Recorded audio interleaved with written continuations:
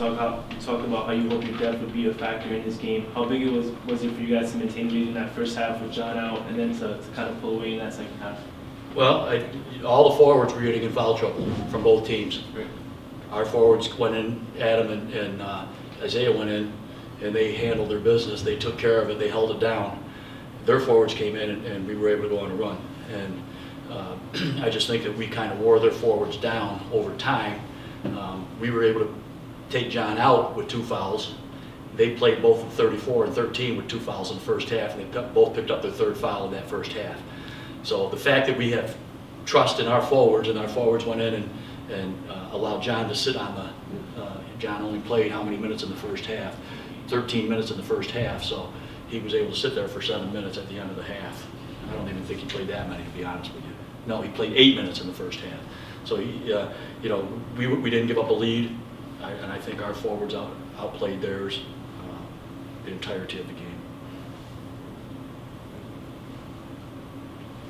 You guys had a 5-point lead at the end of the first half, and then the second half you guys kind of ran away with it. What do you think the main difference was between the two?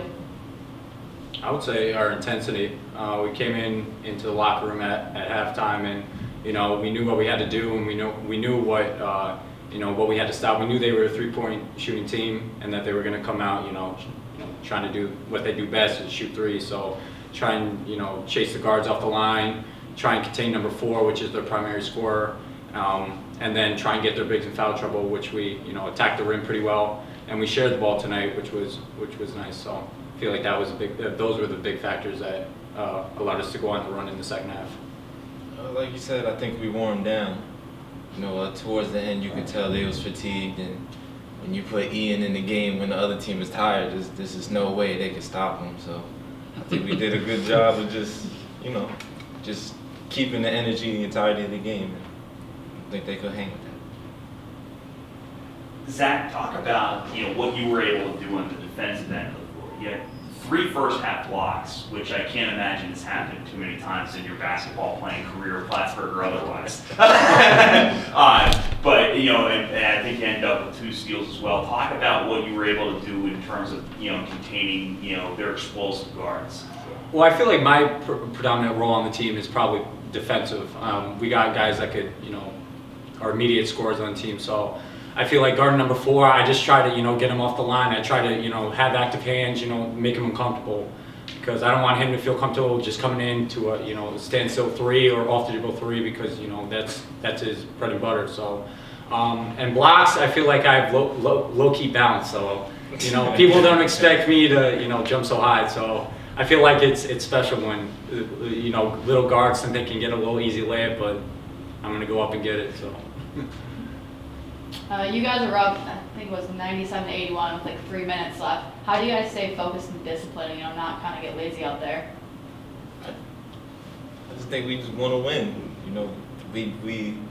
We're not the team that's gonna blow leads and just lose focus like that. We just want to keep the entire game in our control, and that's what we've been able to do. At one point this season, we were blowing leads, and I said that's the next step in our progress. We were getting up 20 and then letting teams back in. We ended up winning those games, but I don't know if you guys remember me saying that the next step in our progress is to get that lead after a timeout, to go the next 2 minutes and play great defense and not let them back in the game. And I made a call that let's have the best defensive effort we've had all game, and they went out and did it. So there's with a 3-point shooting team that they are, there's 12 seems like a lot, but it's only 4 possessions. So you have to stay focused on the defensive end, and they have. This team has. How do you stay focused? Piggybacking off that, how do you stay focused toward tomorrow? Obviously it's an exciting win, but how do you move past this game and focus on Union? I would say like this entire season we've been just setting goals, and we know that rest is important. And if we get adequate rest and we come in early and get shots up and focus on what the other team does best. And I feel like we have a lot of experience on the team too. We have a bunch of guys that played over 100 career games in their careers. So I feel like rest, just being focused, just being dedicated to being on this roll that we're on, and I feel like we're just going to roll into tomorrow and just have the same result. The beauty of our conference, or I don't know if they do it in every conference, but we've probably done this 8, 9 times already. Play the first game and the game right tomorrow, so it's not gonna be a problem. We're gonna be able to bring the same intensity that we did today. Great point. Coach, Eric in the first half was leading the team with 12 points, had 6 rebounds in the first half. How important was that performance for the team? Well, that was extremely important. That let them know that, wow, when they're like I said, when they went to their bench, there was a drop. We go to our bench, there's a pickup, particularly offensively, and then all of a sudden, they're getting to the rim against us. I mean, you have to pick your poison. If you're going to take away the 3-point line, they're going to get to the rim. Now all of a sudden, they got a guy blocking their shots above the rim and pinning it. And now, if you notice, toward the end of the first half, they were getting in there and stopping. It's not just the blocks; it's the intimidation factor. Where is he? And I think I think he has that coming off the bench. That our level of play on both ends can be picked up, and he was, he really played extremely well during that stretch, and he really made a statement that we're not here for second place. Tomorrow you got a Union team that showed today they can come from behind. How do you? Every team we play now, every team we play is a championship team. Every team we play has had a great season. Nobody's going to be intimidated by us. Nobody's going to be afraid of us. Nobody's going to say, okay, we're going to lay down. No, that's not going to happen. They're champions also. So we will prepare. We will do what we do.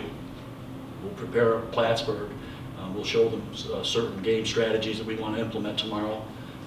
But the basic thing is, at this point in the season, Plattsburgh has to be Plattsburgh. We have to play great defense. We have to rebound the ball. We have to run offense. We have to get the ball to our scorers. We have to take away 1 or 2 of their strengths. But at this point in the season, we really want to focus more on what we are and who we are. And we're playing champions tomorrow. It's champions versus champions. The champion of SUNYAC versus champion of Liberty League. So at this time of the year, if you can't get motivated enough for this time of year, why play? This is the most fun time of year for players. I'd like to add, early in the year, Willie knows I was saying all the time, if you haven't gotten out to see this team play, you better do it. It's a special group of athletes. And I told these guys, I said, if you just keep playing, you're going to bring electricity and energy to this building. And now they're seeing that. They're seeing that this building is electric, that this town and this community is supportive, and they are coming out, and it's a great atmosphere at Memorial Hall. And these guys created that, they've earned that, and I just don't see them letting down.